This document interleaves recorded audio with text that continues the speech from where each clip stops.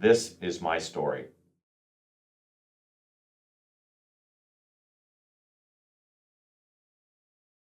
I'm not a huge book reader, but I need these kinds of books to read, and it's Happy, Happy, Happy by Phil Robertson. Phil Robertson is the patriarch of the Robertson family, which is Duck Dynasty and Duck Commander Duck Calls. He writes books that are just straight from the heart, and he had a pretty rough life growing up. If you saw the recent movie about him and his family, it's worth going to.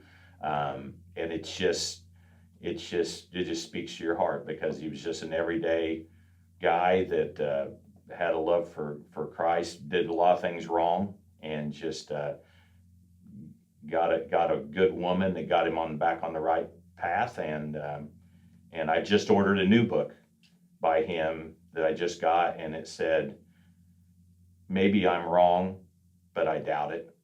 And it basically talks about why Christ is the answer for today and eternity. Maybe I'm wrong, but I doubt it. That it would be a cartoon, and that Elmer Fudd would play me. That Wascally Rabbit. I would go to Italy, where my grandpa was born.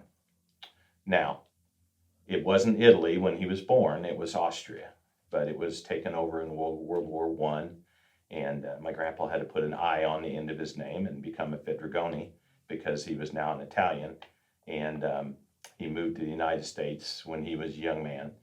I had 11 brothers and sisters, and he was the only one that moved to the United States. And so my mom and dad have been there and got to see where he grew up in the mountains, and actually got to see family that was still alive back when I was 15. So I think I'd like to go see where he was raised. My dad could speak Italian and read and write Italian, so he would write letters, and once a year, it was actually on Christmas Day, he would call. A neighbor had a phone, and they would go get him, and he would call, and mom would be in the background with the book translating some words for him, and it was an interesting call every year. But he would write to him, and my grandpa, when they went in 1975, my grandpa was still alive, and he had several brothers and sisters still alive, and he had a sister that he had never met because she was born after he moved to the United States. And he wouldn't go because he'd never been on an airplane. He came over on a boat, and he wasn't getting on an airplane. And a few years later, my dad's cousin from France and her daughter that was in high school that could speak like 5 languages came to the United States and brought my grandpa's youngest sister. They all put money together and brought her, and they stayed for a couple weeks with us. And it was really neat to see my grandpa get to meet a sibling that he had never met before. So when did they drop the I? He did when he moved to the United States. The rest of them still have it on there because when they would send letters, it would have, Gerald Fedrigoni. They would put the I on our name. But Grandpa, when he moved to the United States, he took it off because he said he wasn't Italian. He was Austrian.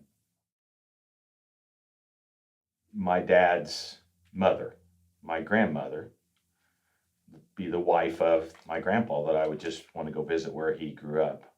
She died when my dad was 12, so I never got to meet her. I've only had one grandma, and she died when I was in junior high, so I didn't have a grandma past junior high, and I really would have loved to met my dad's mom, but she died of spinal meningitis.